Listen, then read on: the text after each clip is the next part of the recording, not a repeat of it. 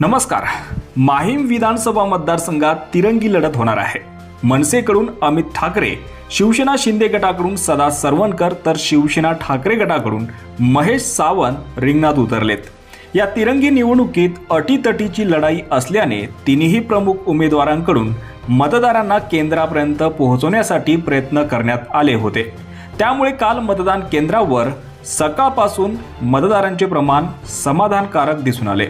तसेच माहीम विधानसभा मतदारसंघात मतदानाचा टक्का वाढल्याचं समोर आलंय। 2019 विधानसभा निवडणुकीत माहीम विधानसभा मतदारसंघात 52.67% मतदान झाले होते। आता 2024 विधानसभेच्या निवडणुकीत माहीममध्ये 58% मतदान झालं आहे। 2019 तुलनेत 2024 मध्ये माहीममधील मतदानाचा टक्का 5.33% वाढला आहे। त्यामुळे माहीममध्ये यंदा वाढलेला हा मतदानाचा टक्का कोणाच्या पारड्यात पडणार याकडे आता सर्वांचं लक्ष लागून आहे। मात्र या दरम्यान काल आलेल्या एक्झिट पोलच्या सर्व्हेमधून धक्कादायक अंदाज वर्तवण्यात आला आहे। महाराष्ट्रातील सर्वात चर्चेमध्ये असणाऱ्या मतदारसंघामध्ये दादर माहीम हा मतदारसंघ आहे, ज्यामध्ये शिवसेना ठाकरे गटाचे महेश सावंत हे विजयी होतील असा अंदाज एक्झिट पोलच्या सर्व्हेमध्ये वर्तवण्यात आला आहे।